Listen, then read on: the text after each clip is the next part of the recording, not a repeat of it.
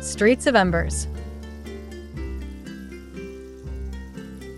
In the heart of Ashbourne, a sprawling city of gleaming skyscrapers and shadowed alleys, lay an unassuming street called Ember Lane. Once it had been a bustling thoroughfare, children laughing, markets teeming, and neighbors calling out warm greetings to one another. But time had worn away its vitality, leaving it a ghost of its former self. Piles of garbage lined the sidewalks, the stench weaving into the air like a malign spirit. Windows were cracked, walls smeared with graffiti, and the hum of life had been replaced by a profound, almost deafening silence. Yet Ember Lane had a secret. Beneath its filth and despair, it harbored something extraordinary, something waiting to be awakened. It was on an unremarkable Tuesday morning that the story began, the air heavy with the promise of rain. A man stepped out of his crumbling apartment building, his boots crunching against shards of glass. His name was Finn Carter, a 34-year-old librarian who had grown as tired and disillusioned as the street he lived on. Tall and wiry, with a scruffy beard and a perpetual furrow in his brow, Finn was the kind of man you wouldn't notice in a crowd. But as he stood at the edge of the street, staring at the mess that had overtaken his neighborhood, something stirred inside him, a flicker of rebellion against the decay. Without thinking much of it, he picked up a broken broom leaning against a wall and began to sweep. It was almost laughable, the sheer futility of the gesture, but Finn pushed forward, clearing a small patch of sidewalk. Sweat trickled down his temples as he worked, and by the time the rain finally arrived, he was drenched, not from the downpour, but from effort. It was a small patch of clean pavement, barely noticeable amidst the trash, but Finn stood there staring at it, feeling a strange sense of satisfaction. That night, he slept better than he had in months. The next morning, Finn was back at it, broom in hand. It wasn't long before his actions caught the attention of the other residents. Most of them watched him from behind their curtains, shaking their heads or chuckling at his apparent insanity. One of them, however, was intrigued. Her name was Lila Moreno, a young artist who lived on the third floor of the building opposite Finn's. Lila had moved to Ember Lane in search of cheap rent and inspiration, but she had found only disappointment. Her once vivid imagination had dulled, her canvases empty. Watching Finn, though, she felt a spark she hadn't felt in years. On the fourth day of Finn's solitary cleaning, Lila surprised him by stepping outside with a pair of gloves and a trash bag. She didn't say much, just nodded at him and started picking up garbage. Finn glanced at her, startled, but soon the two of them were working side by side in companionable silence. Wordlessly, a partnership had been formed. As the days turned into weeks, more residents began to join them. An elderly widower named Mr. Grayson brought out an old shovel to clear the debris clogging the gutters. A single mother, Harper, encouraged her two young children to plant flowers in the small patches of dirt along the street. Even Dean, the surly mechanic who rarely spoke to anyone, contributed by repairing them. Broken streetlights. Ember Lane was beginning to transform. But as the street grew cleaner and brighter, an inexplicable phenomenon began to unfold. It started subtly. A faint glow seemed to emanate from the cobblestones at night, like embers buried deep within a dying fire. Lila was the first to notice it and dismissed it as a trick of the light. But then the dreams began.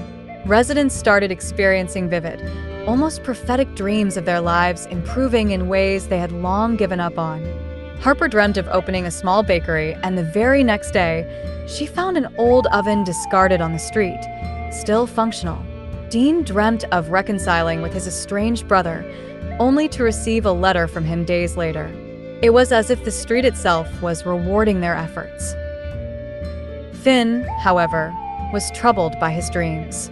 While the others dreamed of hope and renewal, Finn's dreams were dark, filled with shadowy figures and whispers he couldn't understand. One night, he dreamt of an old woman standing in the middle of the street. Her face was obscured by a veil, but her voice was clear and commanding. "You've woken something ancient," she said. "Be careful what you seek, for Ember Lane remembers." When Finn woke, his hands were trembling. He told no one about the dream, but he couldn't shake the feeling that the street's transformation was more than just the result of their hard work. Something deeper, more primal, was at play. As the months passed, Ember Lane became unrecognizable. The garbage was gone, replaced by blooming gardens and colorful murals painted by Lila. The residents began hosting street fairs and communal dinners, laughter echoing through the once desolate alley. But beneath the surface, a sense of unease lingered. The glowing cobblestones grew brighter, their light visible even during the day. Finn's dreams grew more intense, the whispers turning into warnings. One evening, as the street celebrated its newfound vibrancy, a stranger appeared.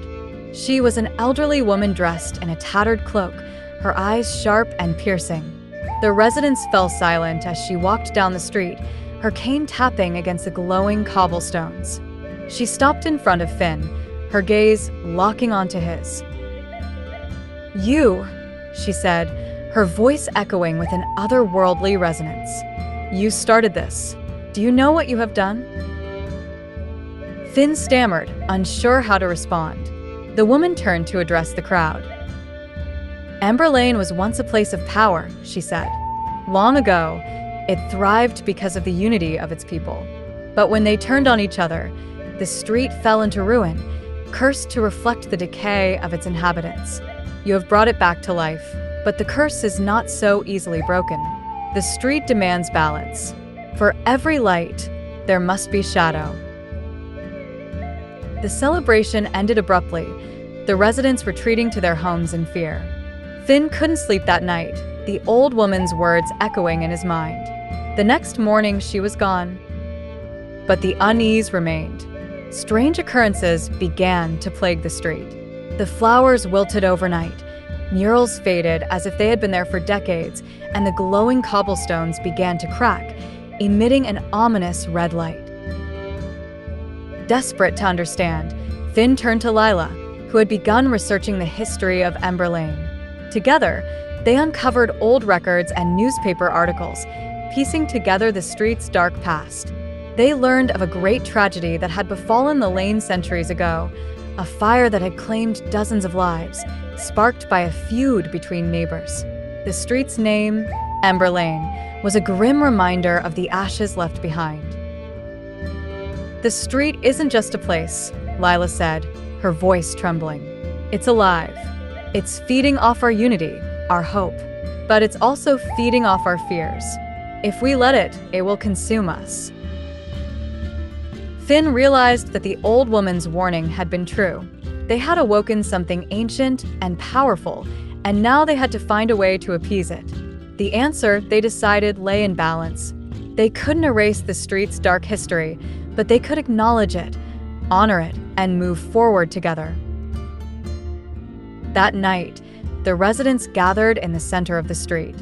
Finn and Lila led a ceremony, lighting candles to represent both the light and the darkness of Ember Lane's past. They shared stories of their struggles and triumphs, their fears and hopes. As they spoke, the glowing cobblestones began to dim, their light softening to a warm, golden hue. The cracks healed, and the oppressive weight that had hung over the street lifted. From that night on, Ember Lane was truly transformed.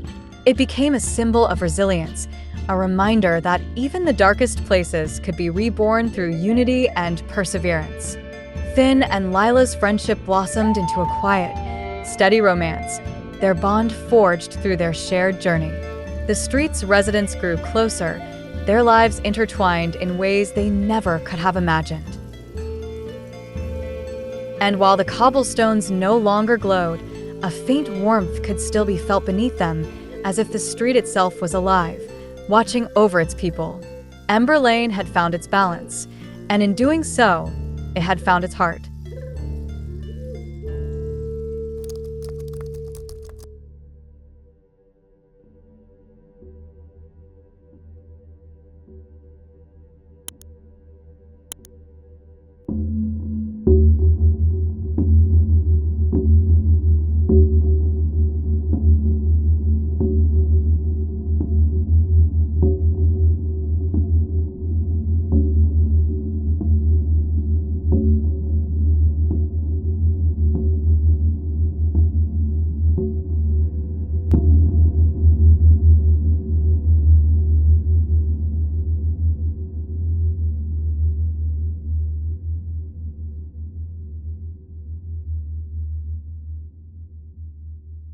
whispering echoes